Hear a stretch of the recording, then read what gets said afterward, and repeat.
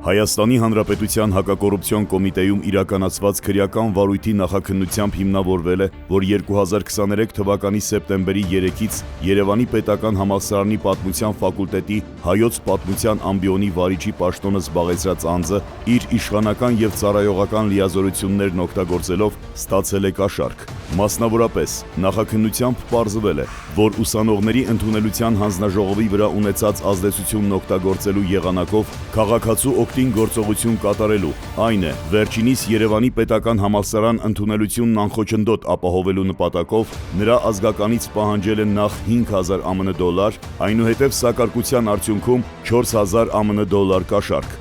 Ֆինանսիաների դիգիլեր չէ, հետո համասարանի դասախոսը, կանչեցին թորայից ընդունել տան, ճաշնասպասը բաղաչ եմ ասել, այլով պատասխանը կտամ, հանձնաժողով գնաց եկավ ասաց 5000 դոլար պետք է դինի, բայց ասեց որպես դու 4000։ Նախաքննության ընթացքում Երևանի պետական համալսարանի ամբիոնի վարիչին մեղադրանք է ներկայացվել խոշոր չափերով կաշառք ստանալու համար։ Վերջինիս նկատմամբ որպես խափանման միջոց է կիրառվել տնային կալանքը։ Քրեական վարույթով նախաքննությունն ավարտվել է։ Վարույթի նյութերը մեղադրական եզրակացությամբ ուղարկվել են Հայաստանի Հանրապետության հակակոռուպցիոն դատարան։